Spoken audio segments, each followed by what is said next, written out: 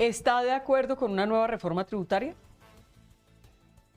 No, no lo ¿Por estoy. qué? Creo que es un error. Ujú. Creo que es un error tremendo en una economía que está muy débil, llegarle ahora con un masazo adicional de una nueva reforma tributaria. Pero además, porque la reforma tributaria, tal como se ha anunciado, apenas corrige un tercio del desfase presupuestal que existe en Colombia. Me explico. Según el Consejo Autónomo de la Regla Fiscal, que produjo un documento muy interesante la semana que termina, analizando el presupuesto del año 2025, que está a estudios del Congreso, dice, ahí hay un faltante de 33 billones de pesos, de 33 billones de pesos.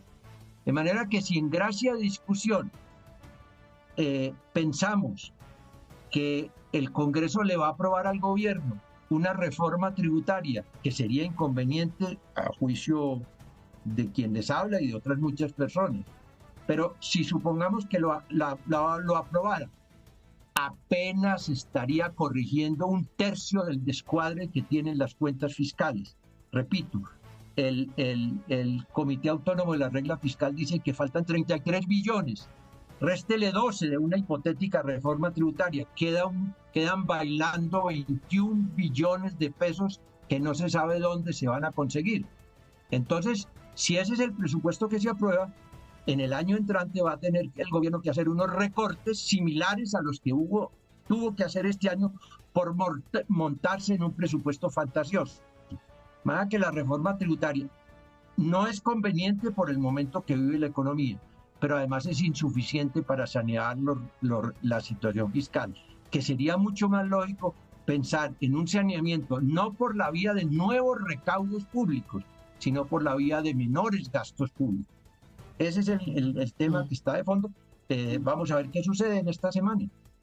Ahora, ¿qué falló en la reforma tributaria del 22?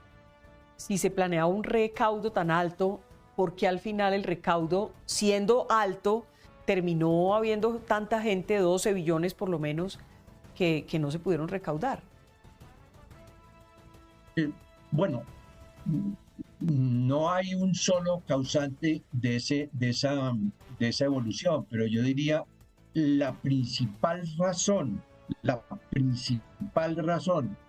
por la cual la reforma del año 22 de Ocampo ha resultado insuficiente es porque la economía se ha deteriorado mucho de entonces a ahora.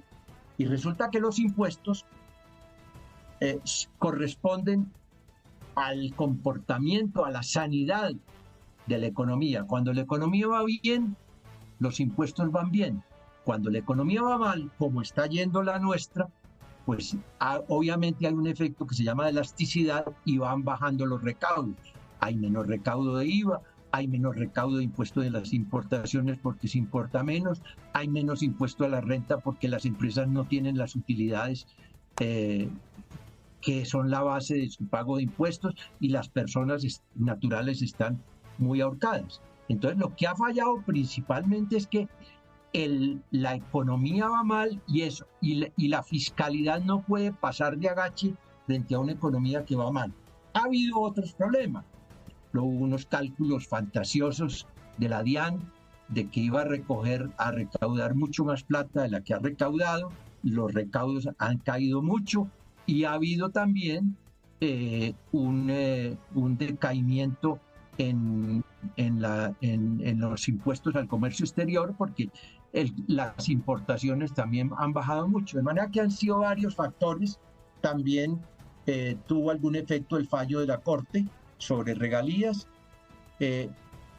pero precisamente la política fiscal inteligente es irse acomodando con razonabilidad a los hechos cambiantes que se vienen dando y no pretender seguirle succionando a unos contribuyentes que están muy débiles más recursos para el barril sin fondo de los gastos públicos, sobre todo el funcionamiento.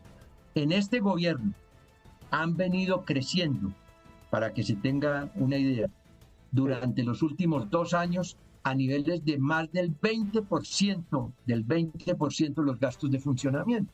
Así no hay presupuesto que aguante ni reforma tributaria que sea suficiente para llenar esos huecos.